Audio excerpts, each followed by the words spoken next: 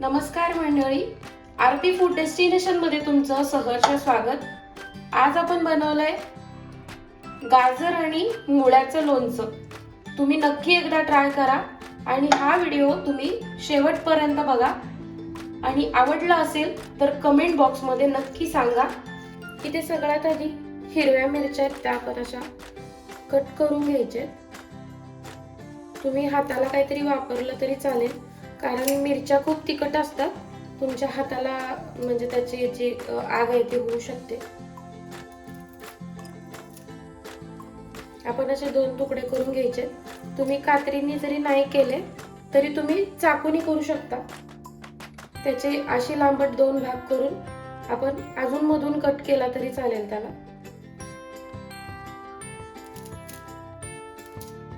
असा भाग करायचा आणि परत त्याचे 2 तुकडे केले तरी चालतील।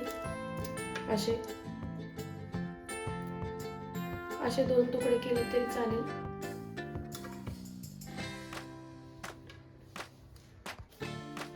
आता इथं मिरची मी 2 भाग केलेत आणि त्याच्यातून परत अर्धी कट केले। आता आपल्याला मुळा सुद्धा तसाच कापायचा आहे। एक छोट्या छोट्या भागामध्ये आपण मुळा कापून घेऊ आधी। त्याच्यात आपण 4 भाग करायचे किंवा 2 भाग करायचे आधी आणि 2 भागात मग आपण एकदम बारीक बारीक काप करायचे त्याचे।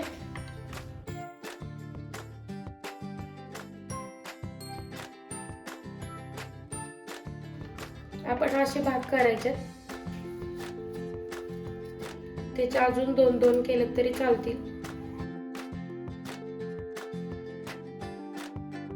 थोडेसे जाडसर असे केले तरी चालतील। हे बघा, अशा प्रकारे करायचे आपल्याला।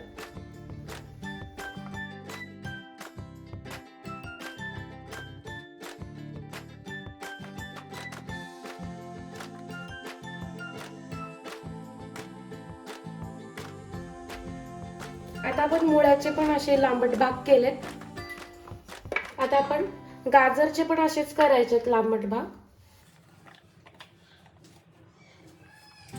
आपण गाजरचे पण असे भाग करून घ्यायचे आणि गाजर पण आता आपण असंच लांबट चिरून घ्यायचंय। आता हे गाजर गोड आहे, तर मी गोड गाजर घेतलंय। तर आता आपण याला काही सुकवत वगैरे ठेवायचं नाहीये, उन्हात वगैरे ठेवायचं नाहीये, तर डायरेक्टच मी तुम्हाला कृतीमध्ये दाखवेल कसं करायचंय ते। हे असे भाग काढायचेत आपण याच्यात लांबट लांबट।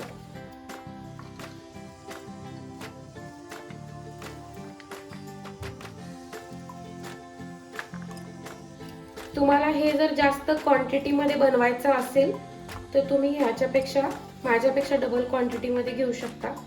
मी जे जे साहित्य दाखवेल ते तुम्ही डबल क्वांटिटी मध्ये घ्यायचंय। मी आता माझ्या पद्धतीत दाखवलं तुम्हाला की मी किती क्वांटिटी घेतल्यात, मुळा किती घेतलाय, मिरच्या किती घेतल्यात। आता जवळ 20-25 मिरच्या घेतल्यात मी आणि एक लांबट मुळा घेतलाय आणि 2 ते 3 गाजर घेतले।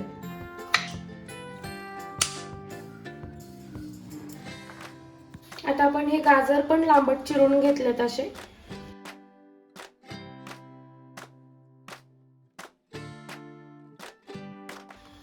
आता लांबट चिरून गाजर, मुळा आणि मिरच्या आपण हे सगळं लांबट चिरून घेतलंय।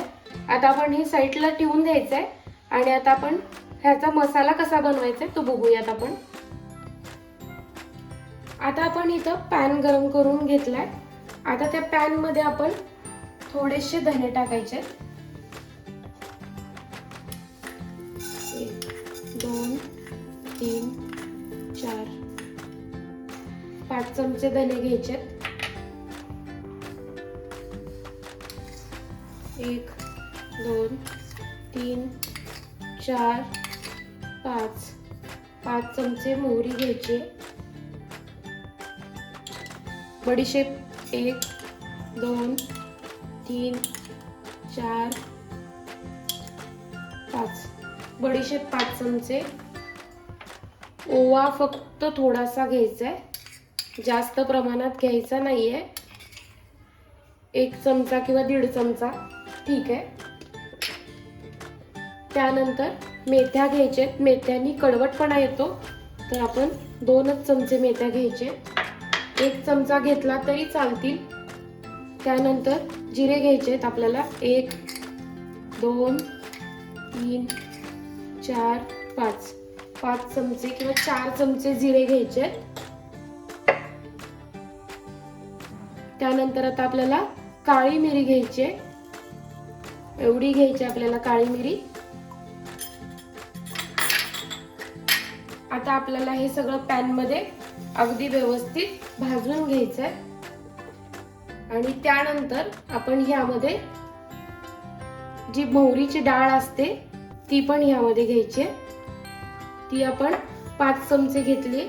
आता हे सगळं आपण पॅन मध्ये व्यवस्थित खमंग असं भाजून घ्यायचंय.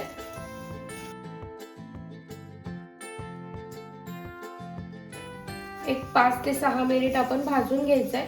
करपवायचं नाही आपल्याला, कारण त्यामुळे हा मसाल्याची टेस्ट जी आहे ती चेंज होईल.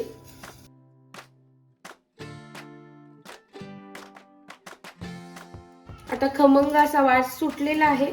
आता आपण गॅस बंद करायचा आहे आणि फक्त ह्याची थोडीशी जाडी भरडी आपण पेस्ट म्हणजे पावडर बनवायची आहे. जास्त बारीक करायची नाहीये, जाडी भरडी ठेवायची आहे. आता आपण जो हा पॅन मधला मसाला बारीक करायचा आहे आपण हे यामध्ये आपण काढून घ्यायचंय सगळं थोडंसं थंड झाल्यानंतर. आपण एकदम बारीक करायची नाहीये पेस्ट, आपण थोडीशी जाडी भरडी करायची आहे.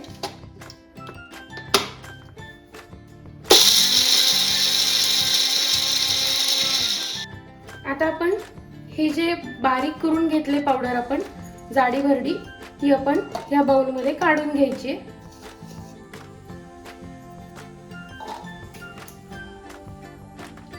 ह्या बाउल मध्येच आपल्याला 1 चमचा हळद टाकायची,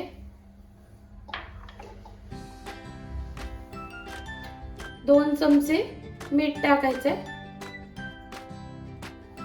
तुम्ही नंतर मीठ कमी जास्त करू शकता. लाल तिखट टाकायचं आपल्याला ह्यामध्ये 1-2 चमचे.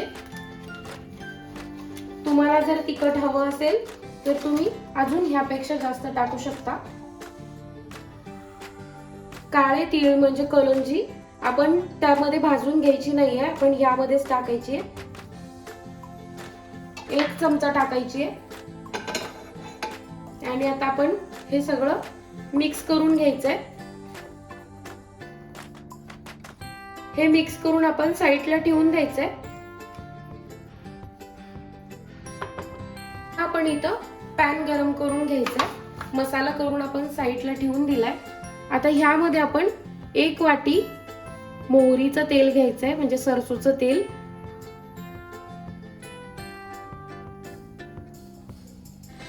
सरसोच्या तेलामुळे जास्त चांगला असा खमंग वास येतो आणि खूप दिवस लोणचं आपलं टिकून राहतं, म्हणून आपण मोहरीचं तेल घालायचंय. म्हणजे मस्टर्ड ऑइल टाकायचं आपल्याला. हे बघा 1 वाटी मी तेल घेतलंय. आता हे तेल आपण धूर येऊपर्यंत गरम करून घ्यायचंय आणि लगेचच गॅस बंद करायचाय. आता तेल आपलं खूप गरम झालंय म्हणजे धूर येतोय यातून. आता आपण गॅस बंद करायचाय आणि थोडंसं तेल 5 मिनिट थंड होऊ द्यायचंय आपल्याला. आता आपण पूर्ण तेल थंड करून घेतलंय. आता त्यामध्ये आपण पूर्ण तेलाचं जे तिखटपणा असतो तो आपण सगळा घालवलेला आहे. आता आपण त्यामध्ये मुळा, मिरची आणि गाजर टाकून द्यायचंय. पूर्ण तेल थंड झालं पाहिजे, कारण ह्याला आपल्याला क्रिस्पीपणा येऊ द्यायचा नाहीये. आता हे टाकून झाल्यानंतर जेव्हा आपण मिक्स करणार त्यानंतर आपण गॅस चालू करून बारीक ठेवायचा आहे.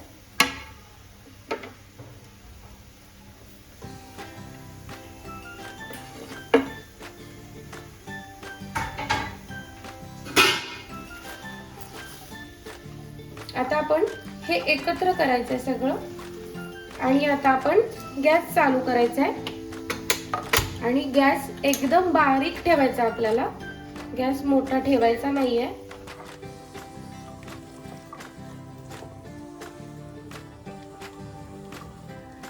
आता आता आपण याच्यातच तेलात थोडंसं बाजूला हिंग टाकायचंय. हिंगाने अगदी टेस्ट छान येते.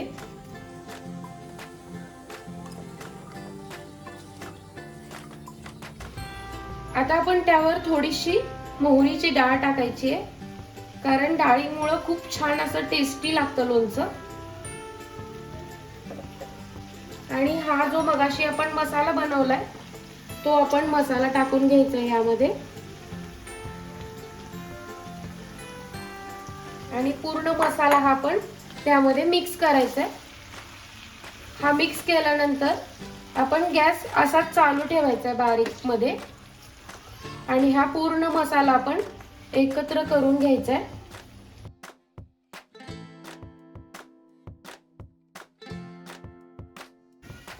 आता तुम्ही मसाला हा मिक्स केलाय. आता तुम्हाला अंदाज येईल की तुम्हाला अजून मीठ टाकावं लागेल का, तर लोणच्याला थोडंसं मीठ हे जास्तच लागतं, तर आपण थोडंसं मीठ टाकून घेऊया यामध्ये.